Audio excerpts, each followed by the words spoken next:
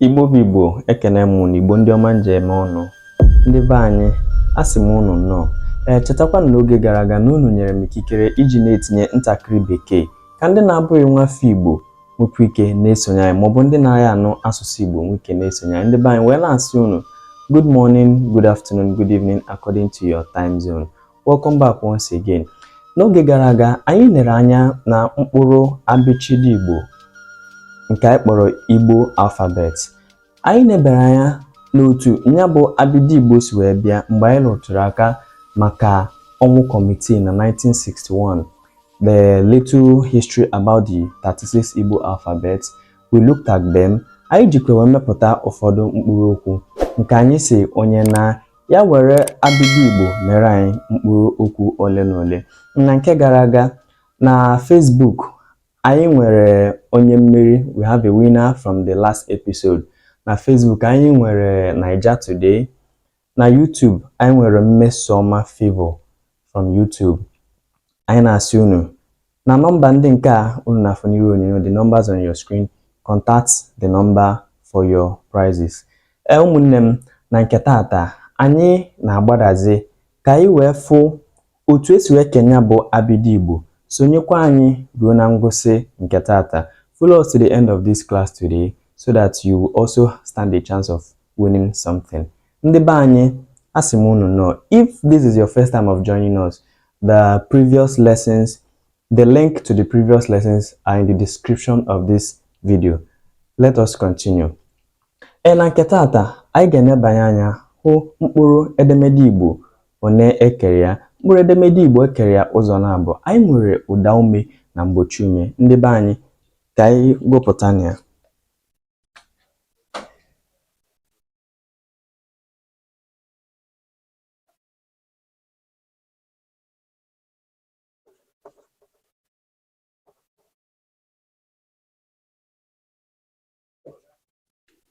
Abịa na mkpụrụ edemede Igbo ekere ya ụzọ na-abụ.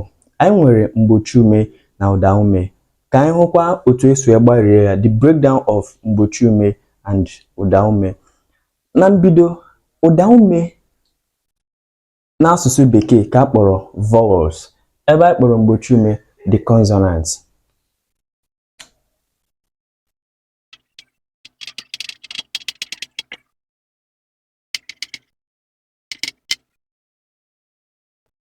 Ụmụnne m, ya bụrụ na unu na-anya, if you observe closely, anyị nwere ụda ume, the Igbo vowels divided into two, ụda mfe, ụda arọ. Anyị nwere mgbochi ume, the Igbo consonants divided into two as well, mgbochi ume nge, mgbochi ume mkpi. For the purpose of today's lesson, we are going to take ụda ume, ya bụ the Igbo vowels. Ndị be anyị, ka anyị nebanye na ya na nke a tata, mgbe ọzọ anyị nebanye na mgbochi ume.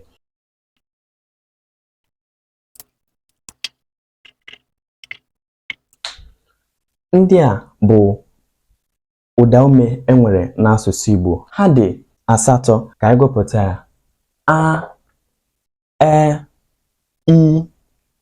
i, o, ọ, u, o. Ha dị asatọ. Ọ bụrụ na ị na-anya, if you observe closely, you will see we have the uppercase, the capital letter, the small letter. Nnukwu, obere, nnukwu, obere. Otu a ka ọ dị. Ụmụnne m, gịnị bụ ụda ume anyị na-ekwu maka ya? N'asụsụ Bekee, a sị na ụda ume, otherwise called the vowels, they are those English alphabets or sounds that during articulation, no organs of speech interact with each other. Organs of speech includes the lips, the teeth, the vocal cord, the lungs, etc. Otu ahụ ka ọ dịkwa n'asụsụ Igbo. Ụda ume bụ ngalaba mkpụrụ edemede Igbo ndị nke ahụ bụ na oge a na-akpọ ya na onweghị njiakpọ ọbụla na-emetụta ibe ya. Iji maa atụ, egbugbere ọnụ, eze, ire, akpụ ime na akpụ mpụta.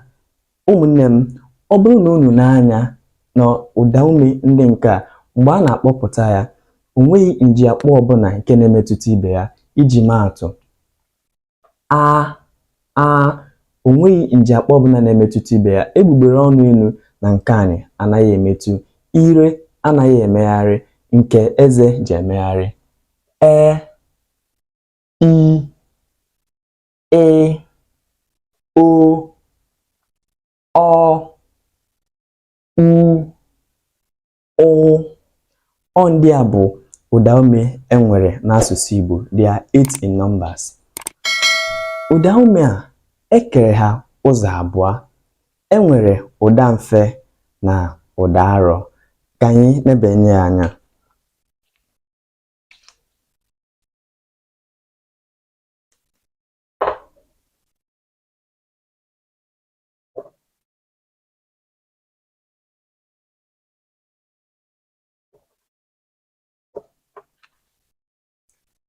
Nke izizi bụ ụda mfe, the light vowels.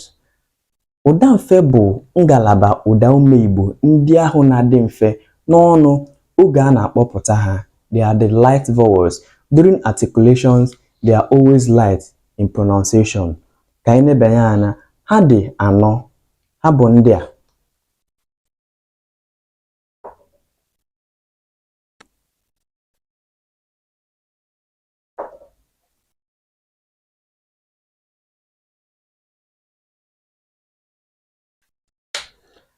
Ọ bụrụ na unu n'anya, unu ga-ahụ na ọ bụ ndị a bụ ụda mfe.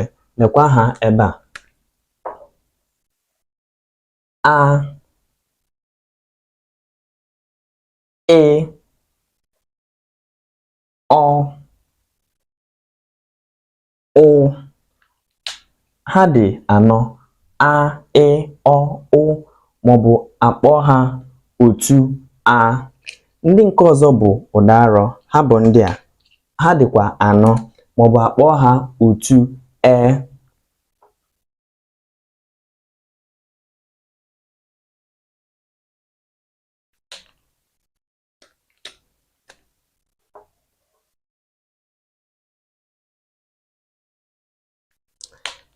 Ndị be anyị, ọ bụrụ na unu n'anya, unu ga-ahụ ihe dị iche n'otu na-abụ a.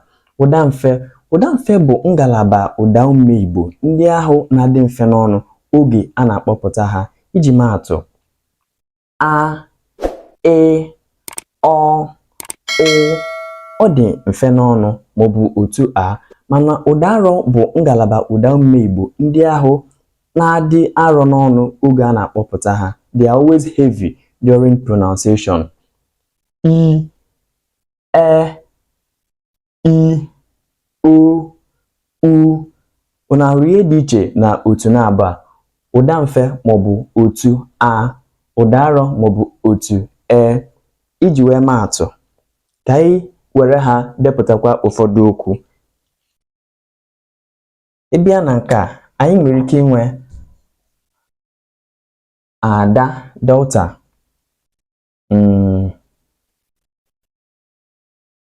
eta, ọkụ, eta folktales, ọkụ, fire,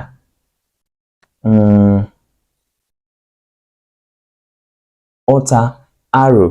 Ọ bụrụ na ị na-anya, ị ga-ahụ na okwu ndị anụwa ọ ga-akpọpụta na ọ na-adị mfe n'ọnụ iji kpọọ ha, maka na okwu si na ha, mkpụrụ edemede eji mebe ha bụ okwu si na ụda mfe. Ndị nke a otu ahụ ka ọ dịkwa. Ị na-anya, ị ga-ahụ egbe, kite. Nke a nwekwara ike ịbụ egbe. Okwu ndị a na-ede okwu Igbo ọbụla na-enwe ihe pụtara karịrị ụzọ abụọ maọbụ ịtọ.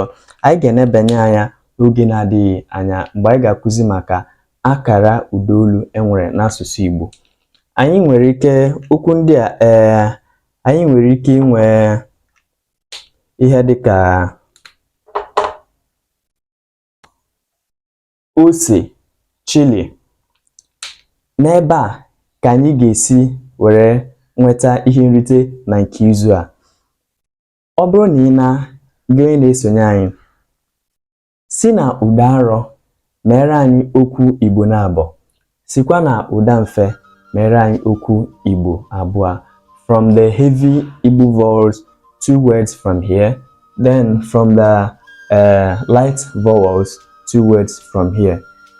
Ụmụnne m, Ya bụrụ na tata bụ izizi ị na-esonye anyị na-ayọ gị biko sị gị ka ị binyere anyị aka na subscribe ya nakwa follow, n'ihi n'ezie na ọ bụ n'ebe a ka ị ga-esi na-enweta mkpọtụrụ anyị mgbe ọbụla anyị gbagotere n'ikuku. Cheta na onye gị na ya nọ bụ Maazị Chinwatakwakụ. Ndị be anyị na-asị na asụsụ Igbo ga-adịrịrị. Ụmụnne m, ka ọ dị na mgbe ọzọ, ka emesịanụ. Sụba Igbo.